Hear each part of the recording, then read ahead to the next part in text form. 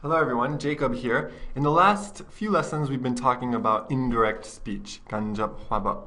And today we're going to continue by talking about this structure right here, to ask someone plus to verb, which means 뭐뭐 하라고 하다.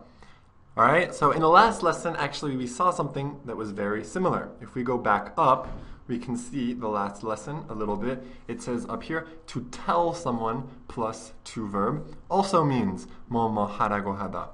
Okay, so here we're using tell, but we can actually just change this to ask someone plus to verb, and often it has more or less the same meaning. Okay, so let's go ahead and look at these examples again. The teacher told the students to study. Well, here I can just change it. I can say the teacher asked the students to study. Okay, I told you to turn off your phone. Here again, we can just change it. We can put asked. I asked you to turn off your phone.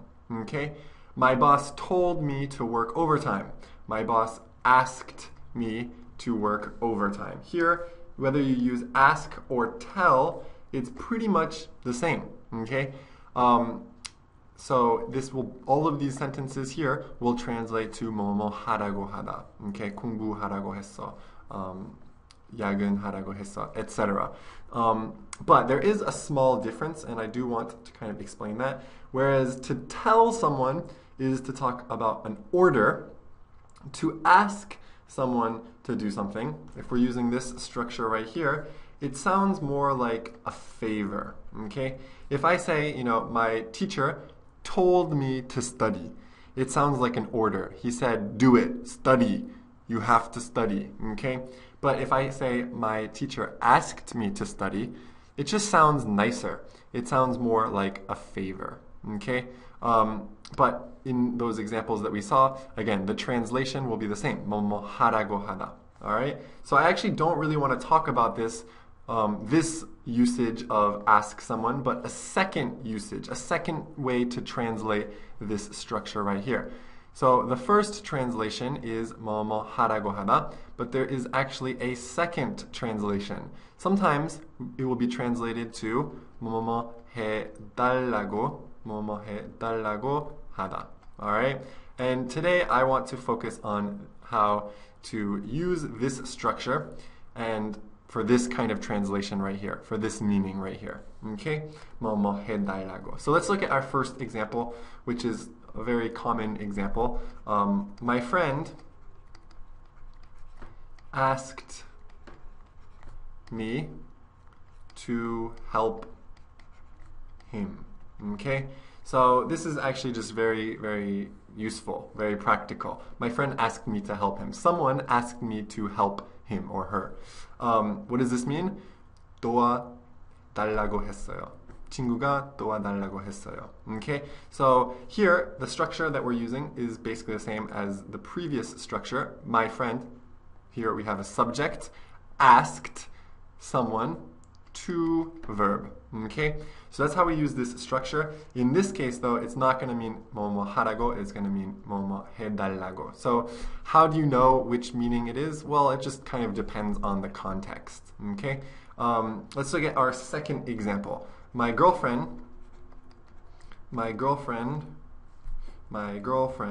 to make that a little bit neater. My girlfriend asked me to cook for her. Okay, so again, same structure.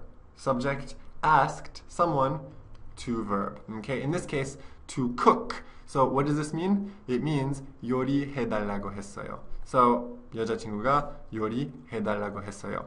In this case, we're adding for her, which we often just add at the end to kind of stress that you're doing it for someone, that it's really kind of a favor, or you're doing it a special thing for them, right?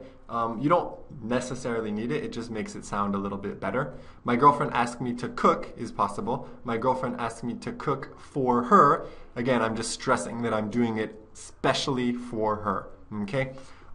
Let's go ahead and look at our third example. By the way, my girlfriend, she cooks for me sometimes, but I'm a pretty good cook. I think I'm a bit better of a cook So it's often her asking me to cook for her. And sometimes I cook Western food, some really good Western food. But actually, I've learned how to make some Korean food. So I even cook Korean food for my girlfriend. She's a really lucky girl. Let's go ahead and look at this last example. Korean girls, again, kind of related to Korean girls. Korean girls often ask their boyfriends. Korean girls often ask their boyfriends. I could actually finish this sentence in many, many ways because I feel like Korean girls ask their boyfriends a lot of things. But let's talk about something very, very common that I see all the time in the street. Korean girls often ask their boyfriends to carry their purses. Korean girls do this all the time. I see it in the street. I see guys carrying purses, which in America is not very common because guys don't like to carry purses. It makes them look feminine and girly and a little bit gay. But in Korea, I see this all the time. Korean girls often ask their boyfriends to carry their purses. And at the end, you can add for them, okay? But it's not really necessary, so I put it in parentheses. So again, here the structure is the same. To carry, someone asks someone to verb, okay? So we looked at these three examples for how to say this, 뭐뭐 해달라고 하다, which is very useful in English. It's very useful when you're speaking. And it's basically our third 간접 화법 structure. We've seen 하다고 하다, we've seen 하라고 하다, and now we've looked at 뭐뭐 해달라고 하다. Okay? I hope you understood, I hope you enjoyed the lesson, and as always, I'll see you next time.